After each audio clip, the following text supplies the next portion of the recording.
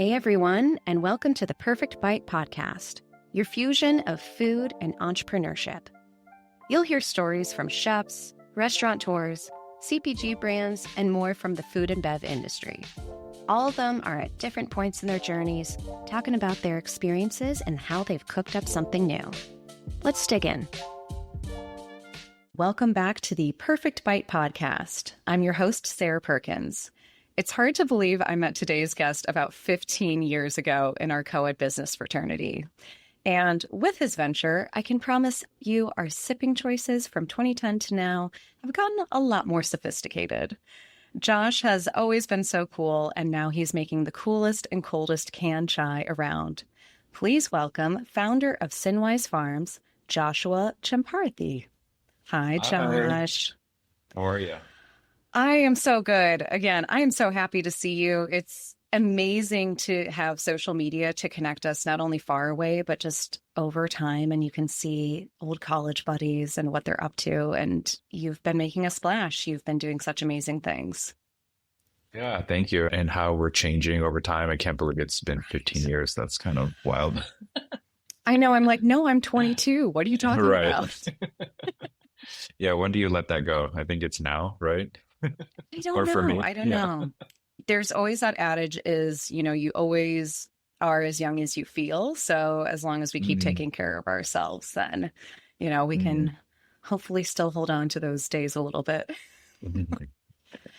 But anyway, I'd love to dive back actually even further than 15 years ago. I always love to start at the beginning with everyone. Sure. Let's talk about when you first fell in love with food. Tell us about the favorite foods that you had as a kid. I mean, when I fell in love with food was probably when I was very, very young. I mean, my first memories are in Kerala, South India. So kindergarten, first grade is when I had my first developed and consistent memories. And I happened to be in India at that time. And my grandparents were farming. So I had a lot of access to just real food that was in the farm, like papayas, bananas. We didn't have pineapple at the time, but we had coffee, cocoa growing in the backyard, lots of coconuts just falling. And that was always something you had to be aware of. Like you just didn't hang out underneath coconut trees. Like that was not kosher. And so just having all that access, I think made me appreciate and love food, all that fresh food as well. The memory that came to mind when you asked that question was like making my first omelet at like first grade, Wow. First grade. It wasn't by myself totally, but I was like in charge of it and just remember finding the joy in that. And it was over a fire in the kitchen. That's the stove that they had at that time. And I just remember being, in coconut oil, like very weirdly, like very distinct memories of that, just making that omelet and have made many, many eggs since that time. But I think just having access to eggs and just seeing something transform into something edible and enjoying that was just like such a positive experience that can't really give that up. And that, I think that's probably everyone's first love is eating, I would imagine, right? So in some ways, right? Because think about when we were kids too, our palates, we were a lot pickier, or some of us were. I was going to say, you were having omelets in first grade. Like your palate was a little bit more sophisticated. You had access to all of this beautiful fresh produce. And I feel like I was just taken there with you. That was really visual. That was very thoughtful. Well, I was visualizing it too. So that's probably why. And yeah, I was never picky with food. I always loved eating, but I wonder if that had to do with just having more access. The fresh foods that were seasonal, that was just all around me. Or maybe it was that I didn't have a choice, really. It was like, this is what's here right now. Better eat this. Yeah. So you're not getting the chicken tenders instead of this. Yeah. I didn't even know what chicken tenders were, We're truly in farm land. We didn't have a TV, like I wasn't getting hit with advertisements at that time. A little bit later on when I came back to the US in second grade, I think, and started like getting into the TV culture and things like that, like fourth, fifth grade. That's probably when I was like, let me get those Lucky Charms and whatnot. Yeah, once you got exposed to it. But in some ways you had kind of this idyllic moment for a kid to just be a kid in that sense, where you weren't tempted to just sit there, play video games, watch TV. You had to be outside and be with your family. And it just sounds so beautiful. Yeah, I mean, I spent my days with my grandfather. When I wasn't at school, I would spend time with him, and he was always in the farmland tending to the cow, moving it around. I know that like every hour, a couple hours, you have to move the cow to be able to give it new grass to feed on. Like some memories I had was that cow gave birth to a baby cow, and I remember thinking it was fun to like hold on to the rope for the baby cow while my grandfather was holding on to the mother cow. Like I remember even then thinking that's like fun, and like I have a cow for me or whatever, but that mom cow did not like that and tried to like run me over. So I did spend a lot of time with him in the fields. Like I played with a stick, like that was my toy. And your imagination. Yeah. Oh, 100%. It was 1000% imagination based. You can make a stick, a sword, a walking stick, a direction pointer, a lightsaber. You know, this was a little bit older, still playing with sticks. Yeah. I love that. Your farm sounds very interesting. So my grandparents also have a farm. So I grew up going to it. But again, middle of Illinois, that's corn and soybeans. It's not as much fresh produce. And I can attest, cows can get really mad and mean. They were Black Angus cattle, and they always looked like they were ready to charge. And we would be in the pickup truck helping move them around the timber so that they could eat in different places. Cool. So I didn't know that. this is why I'm excited to do this with you, because I think when you're in college too, you don't get the chance to really sit and talk about things that mattered from childhood, as you know, when you're a kid, and really get to know folks. At least for me, it was like escaping childhood and just focusing on what's it going to be like to be an adult. Yeah, exactly. It was really, really focused on what it's like to be an adult and really defining yourself. And SEU is a monoculture, and so you're trying to fit into a round hole or whatever it is. And I think within, you know, growing up and understanding that experience a lot more, you're trying to fit into something versus trying to learn who you are and express that in itself, rather than just trying to fit in or fit into whatever that situation is. Yeah. Let's talk a little bit more about that. So again, we met at Santa Clara University. We were both lucky enough to be out in the Bay Area. I know you grew up there, but it was my, again, escape from the Midwest for a bit. And very early on, both joined Alpha Kappa Psi, which is a co-ed business fraternity. And for folks who aren't as aware, the difference was, yes, we had bonding, and yes, we had fun times together, trips, dances, things like that. But we were really focused as well on philanthropy, as well as really understanding skills that I was very happy over time to recognize, hey, I picked this up there in terms of how to network, how to properly connect with folks, the interview skills that we learned. I did appreciate about Santa Clara that even though I'm not Catholic, never grew up Catholic, you know, they did try to focus on community in some sense when you were in the business school. And it wasn't just about hard numbers. There was a sense of giving back too. So that was some of my take, but I want to hear a little bit more about how you felt during that time and what you were thinking you were going to do with life, how that really shaped you. That's such an easy question, Sarah. Yeah. I know. I do come up with some really interesting, thought-provoking thoughts sometimes. I mean, I went into Santa Clara trying to do like the hardest thing, and that was kind of my focus. So I came in to the engineering school, and that's kind of when I started AKPsi. And so I always had in my mind, and it's still TBD if this is actually true, but business aptitude or desire at least. Right. And being in the engineering school, I was worried that I wouldn't stay connected to that. I would just be lost in whatever the engineering stuff was. So that's why I kind of joined the business fraternity. And I think I totally agree with you in the sense of it was a good group of motivated. It didn't need to be a fraternity. I don't think so. It could have just been a business group. Like I think there's different formats that this thing could have existed as. But having a group of people that I could learn from, especially who are older, that could review my resume, and just having that language or coordination with a group of other people who are very motivated. I wasn't really defined on what my path would be. I ended up failing out of engineering into economics. And I still ended up doing engineering outside of college anyways, but I started out with like biomedical engineering, and I hate chemistry. I have a little bit of dyslexia, and biology is all memorizing. And that was not for me. Yeah, that would not be for me either. Mm-mm. Yeah. And I realized, I mean, out of high school and going into college, especially out in college, that it's all this is kind of lonely lab work. It's not really like collaborative kind of stuff. And I really enjoy collaborating. That said, I am running a business more or less by myself. So that's not totally my day to day at all, but hopefully back to collaborating in the future.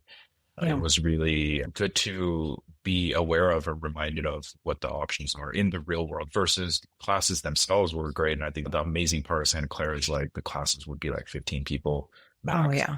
And that's like just great for somebody who can space out really easily. So I really absorbed a lot of information being in these small classes, but it was still very academically focused versus being in a group of people who were like, okay, how do we take this school stuff and get a job, you know? And that was kind of what people were focused on from the very beginning. And I think that gave me a huge edge, at least like getting internships from freshman summer, sophomore summer from the very beginning, and like building myself up instead of graduating and then starting that process of what should I do? Yeah, those are all such good points. I also appreciate there is such a big maturity difference as well from 19 to 22. Right. Mm-hmm. It felt like they all look like babies kids to me now, but yeah. I know. I look back at those photos and I'm like, oh God, I'm a child.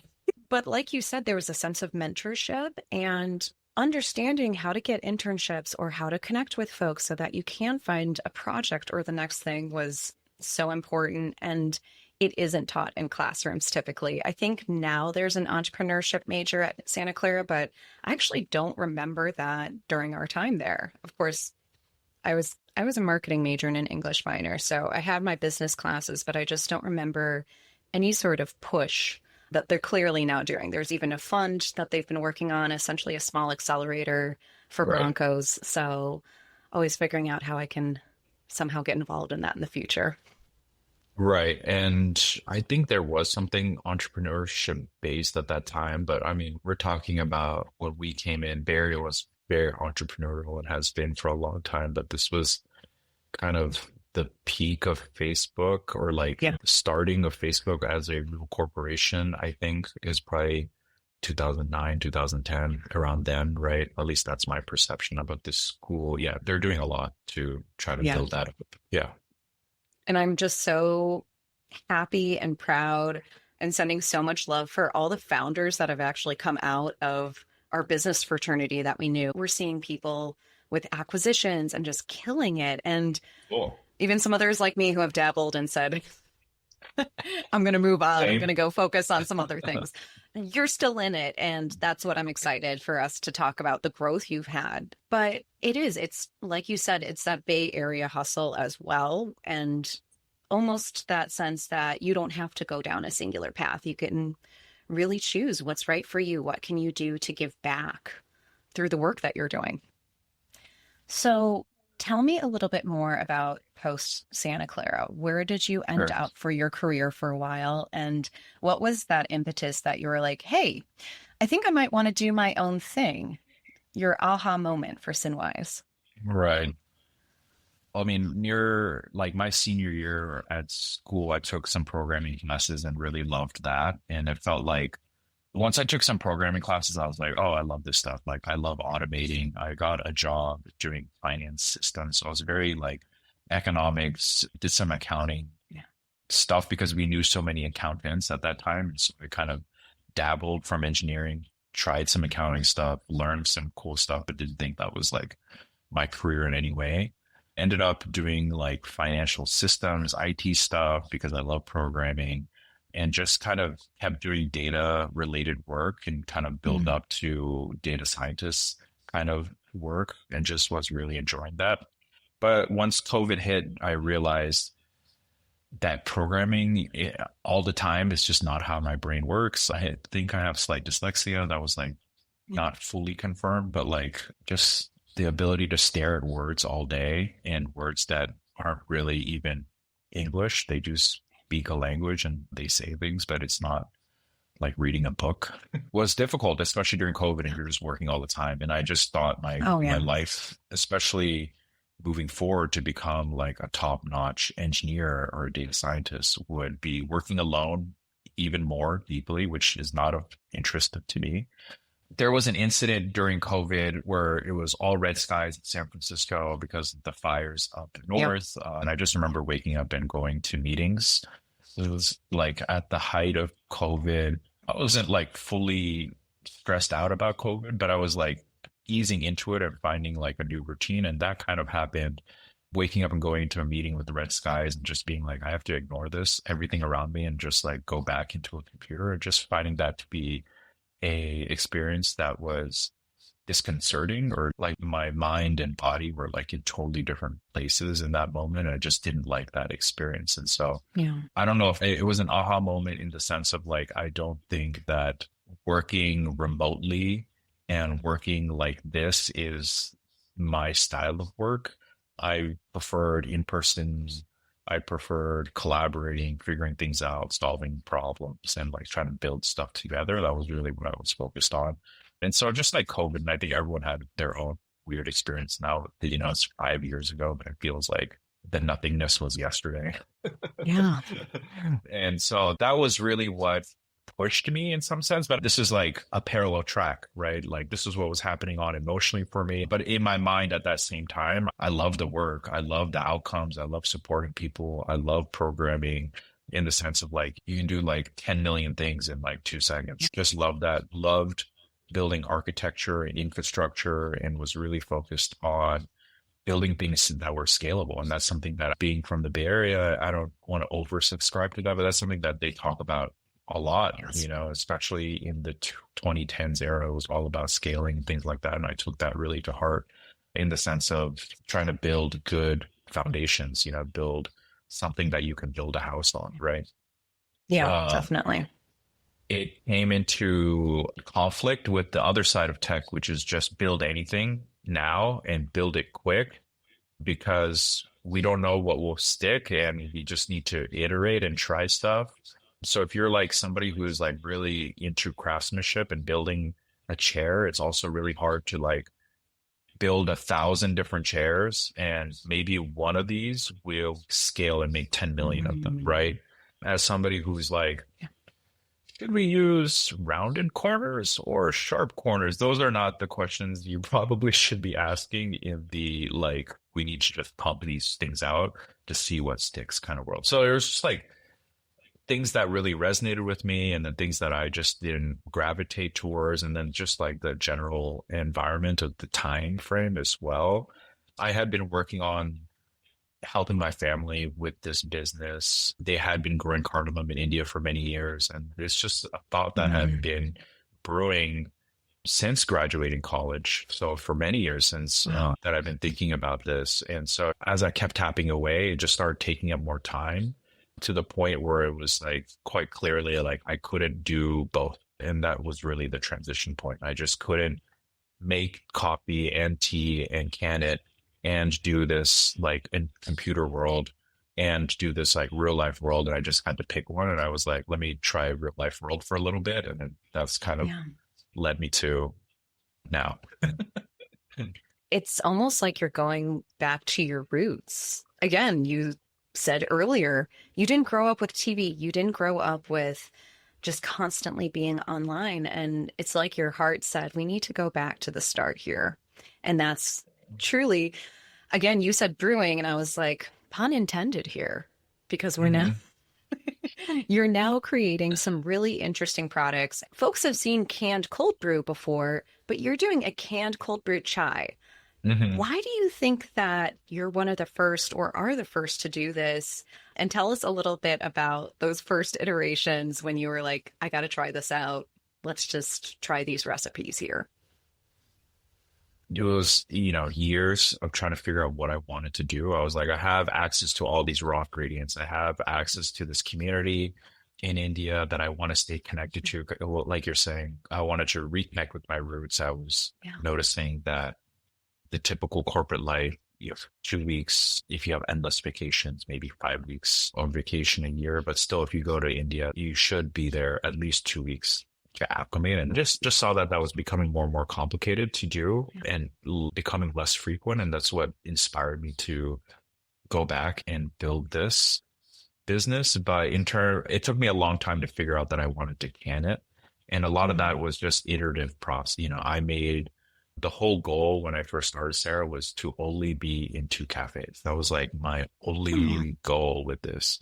I just wanted to be super tiny, just have something really boutique and something that I could be proud of and just like enjoy, right? But once you need to get the permits and get the legal stuff done, you're like, okay, how do I make up all this monthly cost of going into a commercial kitchen to do this? You're like, okay, I need to be way bigger than 2 cafes, like, this is not going to work for that. And so it just kind of started escalating.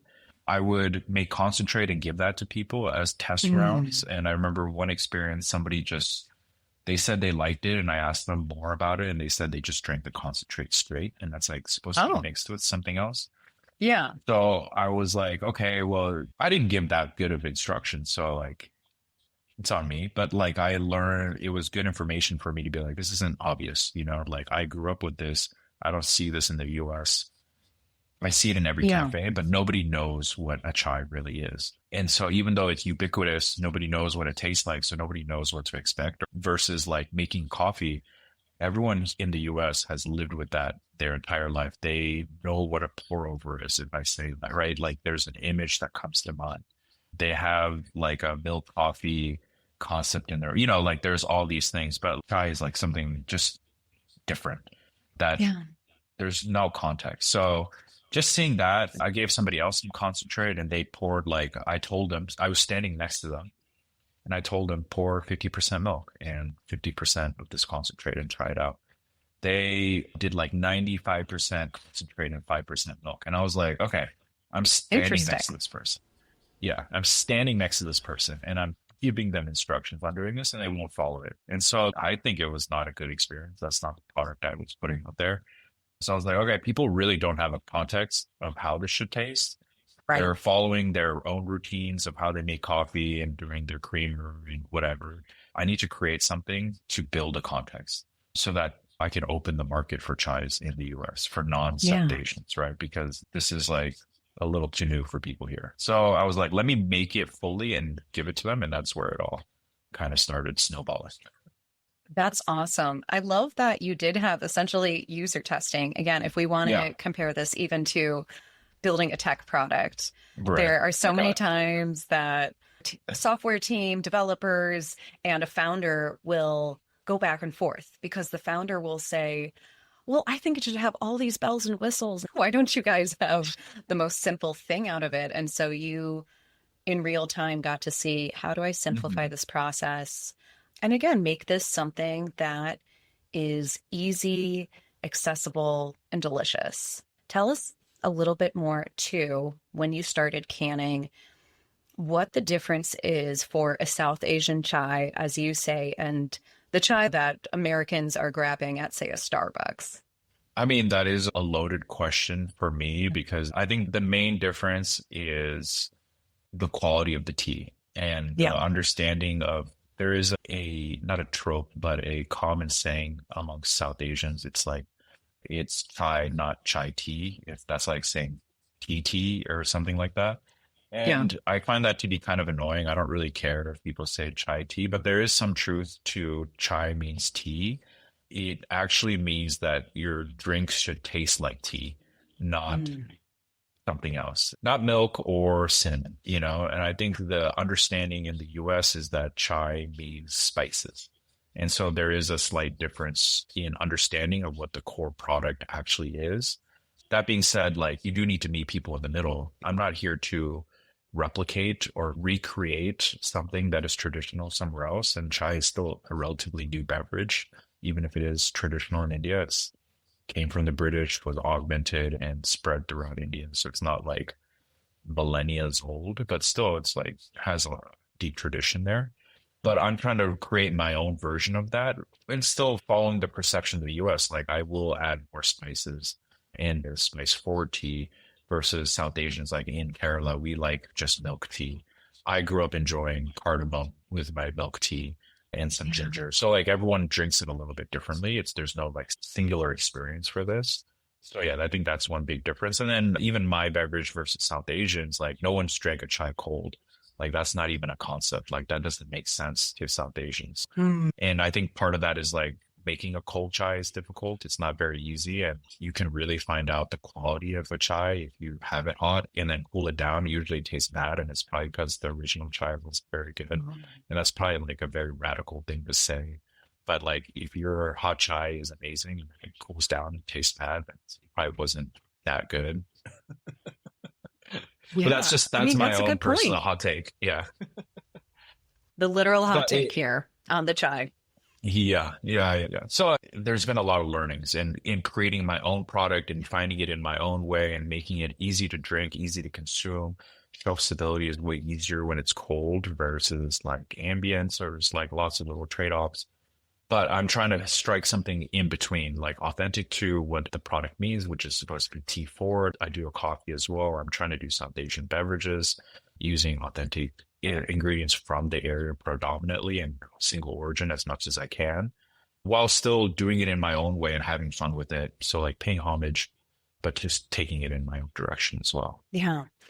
That's a really interesting process that you described too, in that it sounds like cold brew, you have to be the most amazing craft version of chai so that you can really taste those flavors. And like you said, they don't go bad after that process.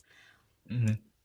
Did you know how to cold brew before, or was No. this kind of your first foray into it, your first experiments? Yeah, first experiments. And it's kind of crazy. I had been testing out cold brewing. It was just the simplicity, the equipment required was just like way less. I could scale it for my small size a little bit easier than trying to hot brew on a stove and pouring it out and all of that kind of stuff. But besides like using jars and putting it into the fridge and learning through that process, I didn't know until really trying to grow it. And even within the last year, I think I've made like leaps and bounds of understanding cold brew and just have appreciated the versatility of that way of brewing and still like exploring all kinds of stuff. I've been doing tea through espresso machines and I love that taste, but that's like a very specific way of brewing. I've been doing freeze drying and making it into powders and stuff like that and testing out that kind of stuff. So there's lots of explorations of like how I want to brew it and how I want to continue like building my expertise and like helping me make the best product and augmenting my product with all these learnings as I've been doing it. And continuing down this journey of like somebody who didn't know how to cold brew, which is kind of like the easiest way to do something, easiest way, quote unquote, to make coffee, taking that and augmenting that and doing that for chai, which is like unheard of. And then like taking that even a step further and doing like more sophisticated cold brew-esque brewing and becoming an expert in that. And that's like really cool to me to be like this, like, I'm going to say it, but I'm going to regret saying it, like this world expert in chai brewing. Let's say it. Yeah. Everyone heard it here first. Let's do it. In my Claim own way, it. I know. Yeah. Well, if you put me next to like a street chai person, like they're going to cook me like any day. But, you know, in my own way, I make some really cool Good chai. and different. Let's say that. I can totally see your engineering brain coming into play as you were talking about that, of the different versions that you've tried here. Now, what's it been like to work with the ingredients from the family farm? And your whole family has been in on this too, right? It's been difficult. Yeah, it's not easy. No, it's not. There's a lot of balance. It's a lot of balance. Part of that is like coming from India, and this is my in progress thinking. There is a lot of colonial history here. It is a place that has been extracted from, and in a sense, like I am another entity that is extracting potentially from the community. I like to think that I'm adding value, and there are moments where I thought I was extracting, but I do actually believe, especially now that I'm bringing quality standards, standardizing, helping educate people there on the ground of like how to process things, how to pack things, how to export things, and how to like really show care for this stuff versus treating everything like a commodity and just looking for price and competing against the world. I think the beauty of the coffee space, even though there's a lot of weird stuff in it, is that if you treat coffee well, people will pay a good price for it. It's just that it's hard to do that. It's easy to just treat it like anything else and just get pennies on the dollar for it versus spending the time to be like, we're going to pick only the ripe cherries from the tree, and then we're going to make sure that it's kept separate, and we're going to sort it out well and pack it right away versus like just keep it in a pile, and whoever gives the best price will sell it to them. You know, that's kind of the old standard versus now. So a lot of that has been difficult, like establishing those in a place, but in a new area, in a sense, in a place that's not well defined. In some ways, I am able to get organic ingredients, but like I'm not getting something that's pre-labeled. I'm not working with stuff that is label based, claims based foods, right? I'm actually trying to go to a place, find the raw ingredients and improve those raw ingredients year after year. And I see the impacts on my final product. So it's a very long process.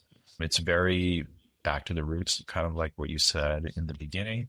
And it makes it so that it's kind of a lifelong journey, I want to say, and not a like, we need 50 grams of protein in this, or, you know, like I'm not really doing that. I'm trying to like be very authentic to the ingredients, but that comes with time and effort and like cost. Like, yeah, for sure, cost. Yeah. It's interesting that you two are balancing the sense of, I'm not trying to poo-poo on a tradition. You're saying, I want to celebrate it, and I'm doing it just in a little bit of a different way so that more folks can enjoy it and be educated. And Go build ahead. off of that in the sense of like, there's two routes you can take. I had this incredible opportunity of being from a place that grows all of these tea, coffee, spices, pepper, cardamom, nutmeg, all these tropical fruits. I mean, all these things are available in this one place. And that's really great. But I didn't have the opportunity of being like, this is the world's highest rated coffee. Right. Like, this is what people pay, you know, $10,000 for a pound of, or whatever these crazy prices are for a pound of. Yeah. I had to be like, I value these ingredients and how do I bring the best out of them? And that's really giving me a lot of humility and, you know, like appreciation for the $4,000 a pound things, but things that people disregard or ignore. There's so much beauty and amazingness to them that when everyone is focused on the top prize, they ignore all the amazing stuff around them. And even though it's a lot more work, I'm able to uncover this kind of gold and like kind of showcase that and express that. And I think that's kind of what I'm aiming for. That's beautiful. You're really honoring it. You're honoring, again, multiple things. A tradition from your country, your family's tradition of the farm, and you're honoring, you know, the earth. I know that sounds a little woo-woo, but I have a lot of these conversations on this podcast about just going back to the earth, focusing on whole ingredients, and they're truly the best ones. And it's nice to see maybe our generation and beyond are trying to go back to that a little bit more of, we just want to know where our food comes from. And I think you do just such a beautiful job, not only in the ingredients and all the hard work that you put behind them to grow them and cultivate them for this, but your storytelling has been incredible as well. And I think that's what's really going to also stand out for you. Yeah, hopefully I tell the story better. I haven't expressed all these things, but there's just so much going on. You know, one day I'm like, we didn't do X paperwork on the export. We're going to get hit with a $500 fine. Put that in. Oh, I have 1 hour to unload this 20,000 pound or, you know, 30,000 pound shipping container of tea by hand, because if we put in pallets, we would have delayed the shipment by 4 more weeks. And luckily we didn't do that. And we're, you know, there's just like so many things going on where I'm like, I'm not focused on social media storytelling at all. I just am trying to make it to the day after tomorrow. But there is a lot of story here. There is a lot of thinking that's gone behind it. And I'm excited to start sharing that. moving forward. Yeah. Yeah, this is only the start for sure. For sure. So again, you've got a physical product. My startup I did, again, dealt with physical products in the sense that there was a lot of shipping and logistics involved, not as heavy as yours, but I think people just need to give a lot more props to any entrepreneur who's ever had to work with a physical product, because at the end, like, you're the delivery driver. You're the one loading and unpacking things. You're the one doing a lot of manual work behind it too, as well as, okay, how can I, like you said, figure out how to deal with today's problems versus tomorrow's problems? How am I the accountant, the COO, the CEO, and sometimes, the publicist and the face of this? It's a lot of different hats to wear. And how do you feel like you're balancing it all? Yeah, that's a good question. I am not balancing it all. I just choose not to do what I don't need to do. And until something gets pressing, I don't do it. That's really how it functions, And I think what really drives me is the excitement of doing it, the excitement of being able to nerd out on this. I think any 100 people could have made chai, will make chai, and every one of those 100 people will find something else to nerd out on.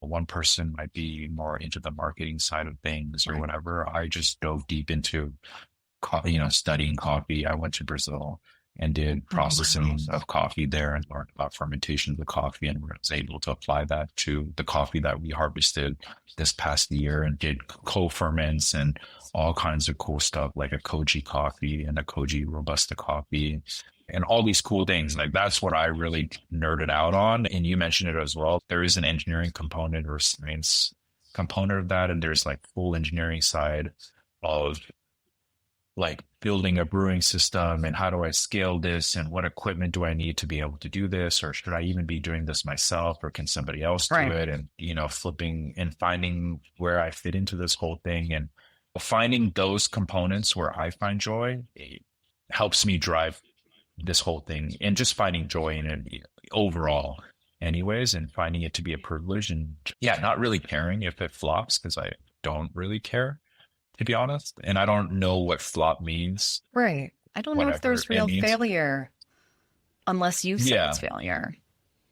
Well, I mean, I think anyone would say shutting down the business. We could say a barometer might be shutting down the business. And if you're talking to me in 2013 or 2012, like business Josh, I would be very harsh, Yeah.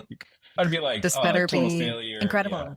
Yeah. Oh, you didn't make it in 1 year. Like, you're not a millionaire. Like, shut it down. Move on to the next thing. That's obviously the right answer. But like, in some worlds, that is the right answer, right? In a very curt way. But when you enjoy something so much, those things don't even matter at some point. It's like, you're just going through the steps and finding out what happens next, because you're just amped about it, and there's also a level of like, I push this boulder down the mountain and I'm actually running in front of it, and I better keep running, otherwise it might crush me. I don't really want to find out what's going to happen. I understand. It truly is. When they say a roller coaster, it is a constant roller coaster. It's sometimes like multiple hills in a day of your emotions and just your mental health, in addition to, like we were talking about. And again, you'll get there of like delegating certain tasks or certain elements. Like you mentioned, if you have a co-packer, if you have a co-manufacturer, that helps from those aspects. And you have grown in the sense that you have wholesale partners now. Congrats on being in Whole Foods in Northern California. I can't wait till you're out here in the Midwest. Let's go. Yeah, hopefully soon. I'm making a pretty big transition that's with the name change, hopefully, that from Sinwise Farms to Kappa's, which means stories. So to start on that a little bit, Sinwise means learning through making mistakes and trying things out. And that was really, college version of me was very, I didn't realize it at the time, but very perfectionist and very scared to try things out, and wanted to try a lot of stuff, but was too afraid to approach it.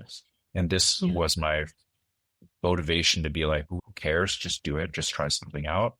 And I've learned so much through that process. And that's very analogous to farming. Farmers don't really know what's going on. They're living day to day. They're learning from their neighbors. They're just trying stuff out and then augmenting and approaching it differently the next time, right? Yeah. But now that I've done a lot of that, I want Sinwise to transform into katas and be more set. We'll still be experimenting on the side, but this product, I think we've done enough experimenting. I really want to showcase and like Yeah. let it finally bloom, like really, really share that with people. I mean, that's going to come with that transition from oat milk to coconut milk in Kerala means Mm. land of coconuts. And so just felt like it aligned with the story a little bit better. And so these kind of things, it'll, the name change and just telling the stories of the farmers and the ingredients and where it's coming from. I'm still figuring it all out, but that's kind of the transition that I'm trying to make as we move forward as well. Yeah. Oh, that's so exciting. Oh, that is an incredible rebrand as well. Everything that we've said today is leading up to it. You're ready Mhm. for the story to unfold. Yeah. Even though, Yeah. again, you've been working on this for years, but this is how entrepreneurship works. Everyone thinks, hey, look at this big thing. And you're like, yeah, it's 10 years old already. And they're like, well, I just Right. heard of it. How is that possible? Perfect. Because it takes 5 to 10 years hmm to really hmm get out there. I feel like people are fed this story, and maybe it's not fed, but we really celebrate overnight successes, right? Poppy sold, and this actually came out during that time, but they started out with a completely different name. I think they were like Mothers or something like that, and they were originally not like a health forward brand, right? That's all to say, like, I think we celebrate and think that this all happens overnight. And sometimes, like a lot of these blockbuster food brands, especially, they just have a lot of money. They're just spending it all. I mean, a lot of that is if you get enough penetration, it might stick. There's a strategy to that for sure. But most people are just slogging away at that, even though, like, a lot of the attention we get or we give are to the things that kind of splash, but they're paying for that attention, right? They're paying Right. for advertising, they're paying for magazines. But the brands that I notice that actually stay are the ones that are watching out for their costs, building year after year, trying things out and continually growing, right? That's kind of what I Yeah. want to do. And I watched my parents build their business. They have a liquor store. They've been doing it for, I want to say 30 years now. And I don't see a lot of businesses lasting that long unless it's like immigrant businesses. And immigrant businesses are like, this is our life. This is what we're doing. And we just make it work year after year. It's not going to look pretty or whatever, but we'll just keep at it and we'll be here for the long term. And I think that is what I kind of aim for. I draw a lot of inspiration from versus going full out, making the splash and then disappearing right away just because some metrics didn't get hit or something like that. Yeah. It's very much the difference of, say, taking venture capital or private equity funds and being like, I work for other people now. I better grow as fast as possible. How quick can I get an amazing exit for everyone or an IPO versus what I think there should be a lot of pride in as well is like the slog, as you said, and being there year after year and having a sense of stability. And Mhm. that is a much more strong foundation for business than, as we've seen, some of these, especially tech companies, like the crash and burn because they were told to grow as fast as possible, but they didn't have the strong foundation at the end of the day.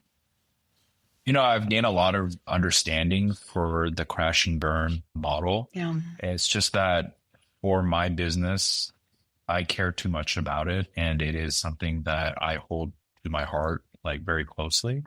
In terms of like the work that I'm doing and the people I'm working with, I work with my parents all the time, like every day, and that's harder to just throw away. I would never do something that I didn't care about, right? At the same time, Yeah. I don't want to glorify farm life because everybody in India, at least in Kerala, has been trying to get out of Kerala. It's getting too hot.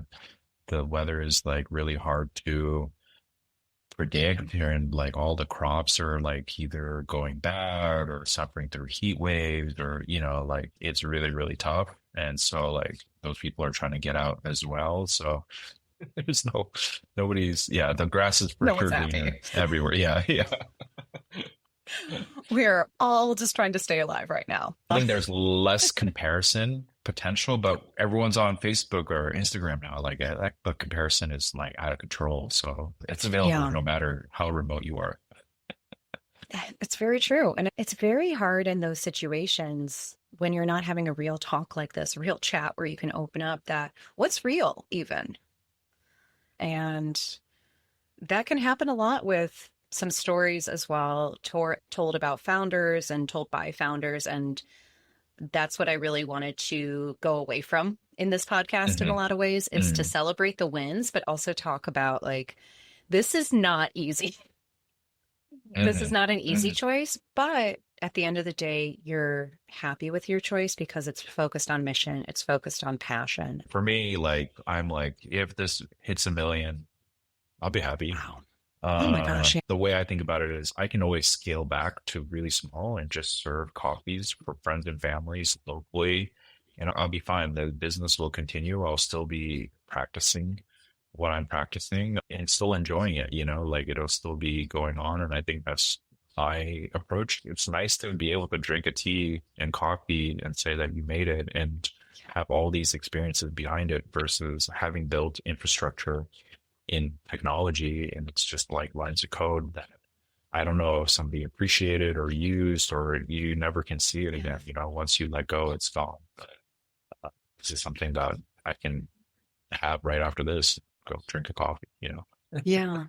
And it's so special to give, whether it's food or drink, to someone and just see their face of how much they enjoy it. I love to bake. So for me, it's baked goods and just knowing I gave someone a sweet treat. But for you, the cool thing is you're making all of these strangers happy who buy your product, who you've never even met. It trips me out. Yeah. I love that. Sure. That's how you're putting your love and your care and your passion out into the world.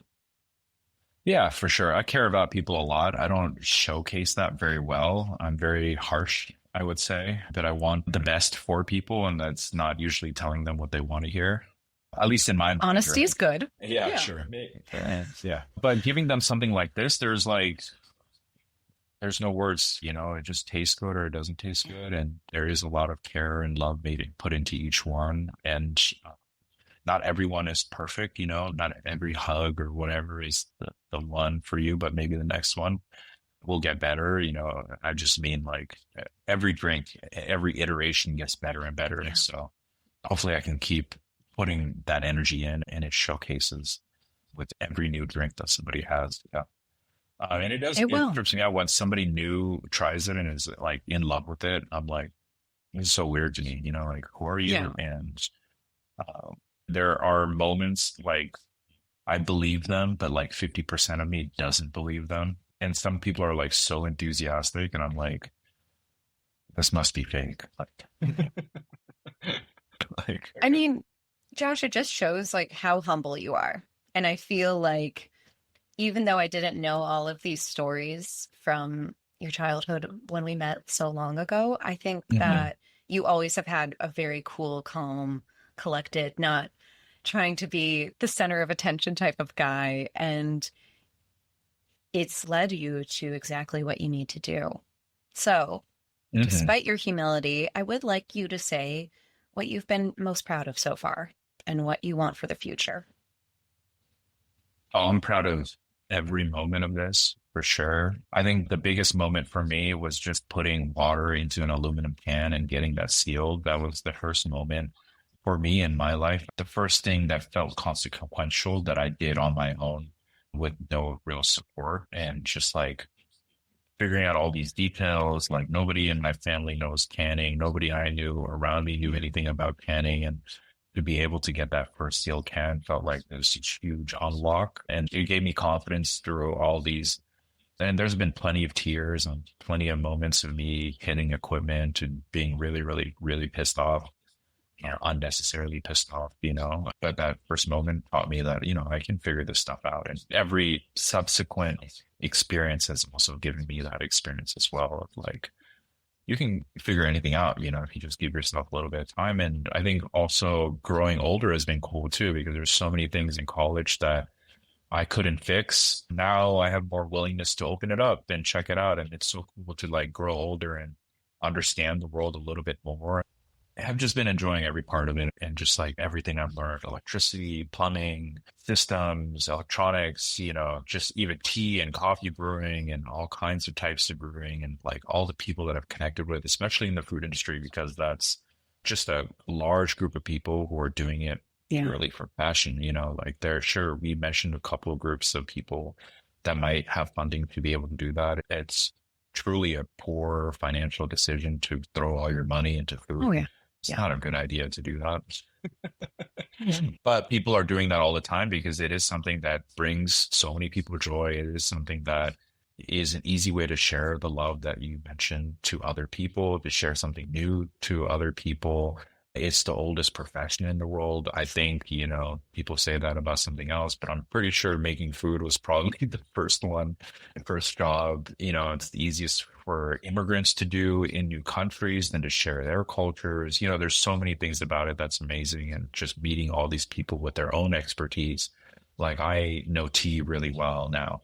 And I know coffee super well as well. But to top it up with a baker and learn about different types of grains and how that impacts their baking. I saw somebody that's measuring the amount of moisture in every bag of flour that he gets because that impacts the fermentation time or something specific. It changes the hydration level of that dough because the flour starts out as something else. So I'm like, wow, I wonder what the hydration of each batch of my tea or coffee is. And maybe that's something I can think about in the future. All these things that people are in their niches working on. Yeah. Still, that I think food has a lower barrier to entry in some ways. It's very hard in other ways. There's just so much expertise and so much chemistry and so much stuff that people are bringing to it and their own flavors. It's just like really cool. Yeah. Yeah. We need the joy in food and bev. Like we cannot lose that. That's for sure. And we're not going to. We all need it. So thank you for helping continue being part of that troop. Yeah, of course. As best as I can. So one last question for you before we get to the world's best and hardest question. Okay. So what is a piece of advice amongst all the many that you've learned over the years for anyone who wants to start their own business, start something new, whether it's in food and bev or any other industry? I mean, if it's somebody else's money, just do it, just go for it. But like real advice, I would say don't do it. It's actually the opposite advice. And this is advice that I got from a couple of people, and it's the advice that I've given other people as well, which is don't do it. Definitely don't do it. And if that response pisses you off and makes you want to do it more, then that might be something worth looking into. I've gotten a lot out of it, out of fulfillment and emotionally, but it is emotionally draining. It is physically draining. It is financially draining. I don't go to family events all the time. I've missed so many things because of this. And so you are making a lot of sacrifices, and that's if you're lucky, right? If your cogs don't make sense, if you're not able to scale, it can be much, much worse. If you still want to do it and you're being told not to do it and it's still something that's puttering in your brain, I would say like keep thinking about it, keep pushing at it and poking at it, and then just go for it. Yeah. And be your devil's advocate first, for sure. Yeah. Yeah. I don't know if that's good advice. One of the realest pieces of advice that I've ever gotten on here. And I love that, it's the test. It is. It's like we were saying before, it can be so glamorized and just so easy for someone to be like, yeah, I should be an entrepreneur. Yeah, I should start a business. You need to think about every single thing. And can you go through that? And you won't think of everything because things come up that we can never predict. But ask yourself, is that really it? Is this really it for me? Because it's a tough journey, but it is fruitful. There's a lot of lessons. Oh, for sure. I think the other thing that I would add on is set a low enough bar of success. For me, it was like getting water into a can, and that was my success. And everything after that, like the fact that I even got chai into a can, I was told that's not even possible when I first started. And to do it myself is crazy. Just have something that you can hit that will make you happy, like have it so that you're like, I want to make an amazing latte that makes somebody happy once. Just once, And if you've hit that, every other latte after that that makes somebody happy is like a bonus. You know what I mean? You've already hit your goal. Like for me, it was getting chai into a can. Once I hit that, everything else after that has been bonus. Like I'm just sitting in bonus territory right now, and I literally don't care what happens in the future because I've already succeeded, you know? And once you have that, I think it lessens all the intensity of everything else. Like I don't want to make mistakes, but I'm not frozen per se. And I'm down to make mistakes, you know, because I've already succeeded. So I don't need each decision to be a jackpot, you know. I'm so happy for you. Thank you. You've got such a good perspective on everything. And it just makes me, I'm so proud of you and I'm proud to know you. And Thanks, I just Sarah. can't Yeah, wait to see what happens. And All just for right. the record, that's just a moment yeah. of reflection. You know, it's always easy to Yeah. be like a sage in moments of reflection, right? But I've literally been crying and punching machines, you know, like I'm also a lunatic like everybody else, you know, so. We all have to cry. Right. Crying's important. So we are at the part in the podcast where a reminder for everyone, this is called the perfect bite because it's a bit of a perfect bite of the food and bev value chain and the folks we talk to. But it's also because we have our own favorite flavors, memories, recipes, moments of something that you ate or drank that will never leave you. In your case, Josh, I'm going to ask this. What is your perfect sip? What is a drink that you've had that has always stayed with you and has just made you so happy? I don't know if it's as much about the drink as it is the moment that it's in. And there's a lot of flashes going through my brain of moments, but like there's one sip of chai that I had right after I graduated from college. I did like a 6 months in Asia backpacking trip, and we went to Darjeeling. So I took like a 3-hour train. It stopped somewhere, and you have to take like a 4-hour Jeep or something like that through the mountains. And I just remember we're slammed in this Jeep, and I'm like sitting next to the driver, falling asleep onto him as he's driving through these mountain roads. And my buddy behind me slaps me to wake me up because if I fall asleep on the driver, we're going to crash, right? I have to stay awake. And I just remember taking a break and having a sip of chai in that moment. And this is just one of these moments. It's just that moment of being around the people that I was with is what made that sip amazing. I don't remember the chai being good or not. That moment of being around people. And that's what I'm trying to bring with this beverage. And like most of my like good moments with beverages are with other people. I actually don't think like if I had an amazing coffee and I was just by myself, I don't think it means all that much to me as much as having an amazing coffee or a tea or just water even on a camping trip and having amazing water after hiking for 10 miles, you know, but it's really about the people around you in that moment. So it's kind of a cop-out answer, I think, but it's the one that feels the most true to me. Yeah. It's not, because again, you very much took us there and it was really personal to you. And it's very true. So thank you. Josh, this has been incredible. Can you let folks know? Thank you for your time. I'm just here to ask the questions. Can you let folks know which social accounts to find you on, the website, and where they can buy Sinwise Farms?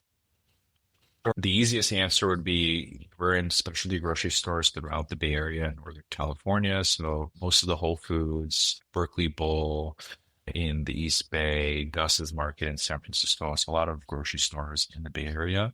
Right now, we're slowly transitioning to Kadas, Kaphas. Well, hit up Sinwise Farms in the meantime and sinwisefarms.com. And everyone, this was Joshua Chemparathy's Perfect Bite. Thanks for tuning in to The Perfect Bite today. You can listen to future episodes on Apple Podcasts, Spotify, and anywhere else you listen to podcasts. Thanks in advance for subscribing, rating, and reviewing. You can follow The Perfect Bite on social media @PerfectBitePod. Now go get something good to eat.